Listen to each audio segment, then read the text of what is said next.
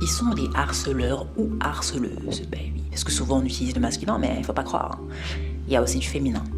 Ce sont généralement des personnes qui ont l'air fortes, qui ont l'air sympas, qui ont l'air d'être bien, mais en fait qui peuvent manquer d'estime d'elles-mêmes et qui perçoivent la personne qu'elles visent comme étant une menace quelque part, ou soit elles éprouvent une certaine forme de jalousie.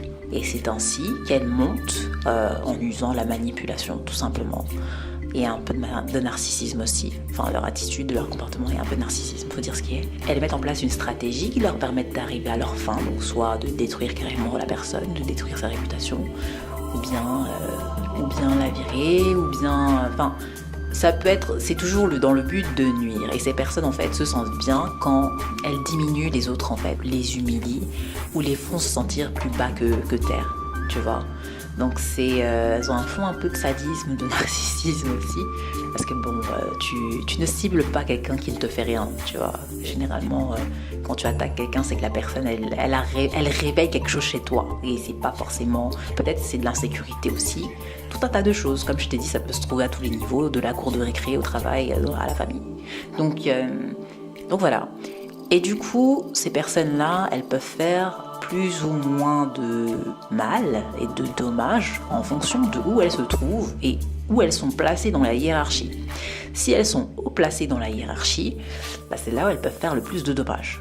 C'est comme dans les années 2000 où Orange connaissait plein de suicides.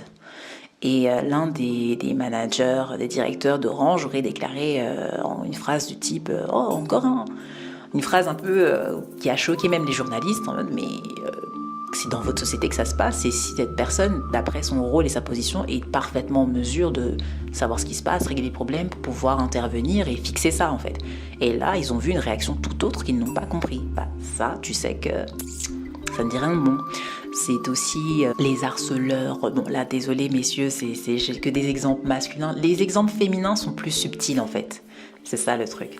Donc c'est la fille qui, sans y toucher, va peut-être se cacher derrière une troupe. Enfin, les femmes sont beaucoup plus vicieuses à ce niveau-là. J'en suis une, je sais, je peux dire. Et parce que je peux confirmer. Et par exemple, pour le mouvement MeToo, qui sont les hommes qui ont été pointés du doigt par les femmes, vous verrez généralement c'est des producteurs, c'était des réalisateurs, c'était le chef de... C'était toujours ceux qui sont haut placés, parce qu'ils ont les contacts, l'argent, le pouvoir en gros, tu vois, de nuire.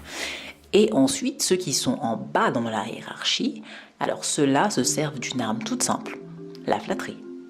Donc, ils te couvrent, t'inondent d'affection, de compliments, d'amour, d'appréciation, sont là pour toi, etc. Et je sais, les amis aussi ont ce genre de comportement, bah les faux amis aussi, il faut le savoir. Et donc, si tu veux, ils ont ce comportement-là qui leur permet d'une part d'avoir une place stratégique dans la vie, d'avoir une influence aussi bien au niveau social qu'au niveau de la personne. Elles sont là aussi quand personne d'autre n'est là pour elles, ce qui aide encore plus. Et du coup, quand vient le moment de lancer le coup de grâce, bah, elles ont tous les outils en main en fait. C'est comme dans l'histoire généralement des dirigeants. J'ai pas de nom en tête comme ça qui revient, mais j'ai lu plusieurs histoires comme ça, à la fois dans la royauté chinoise qu'européenne, où tu as un roi, un prince qui anoblit l'un de ses sujets, un ami à lui qu'il aime beaucoup, un bouffon, etc. Un bouffon, pas dans le sens insulte, mais le bouffon à l'époque c'était celui qui faisait rire un peu le roi, la cour, etc. Et en fait, cette personne se trouvant anoblie, avant, si tu sais bien, avant, les courtisans, etc. avaient pour rôle en gros de se hisser dans la société. Ils le faisaient généralement en montrant certaines faveurs. Donc, les femmes, c'est comme les geishas. Je ne vais pas aller plus loin parce que c'est pas le sujet de la vidéo. Mais tu avais cette façon de fonctionner à l'époque qui faisait que je te couvre de compliments. Ou des chanteurs congolais par exemple, ils font des dédicaces dans leurs chansons.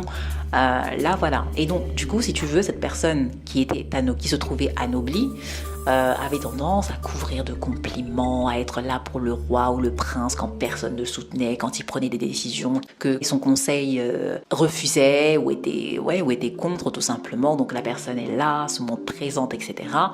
Jusqu'à ce que le roi, le prince l'anoblisse, lui donne tellement de pouvoir que finalement l'ami devient aussi puissant que le roi et le chasse du trône et prenne sa place en fait. Donc voilà.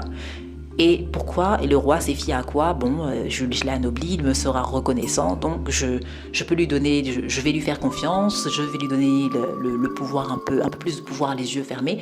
Or, la personne, dans sa tête, elle avait déjà un plan bien précis, déterminé, qui était: je vais prendre le pouvoir et je vais passer par le manque de confiance de la personne en face de moi.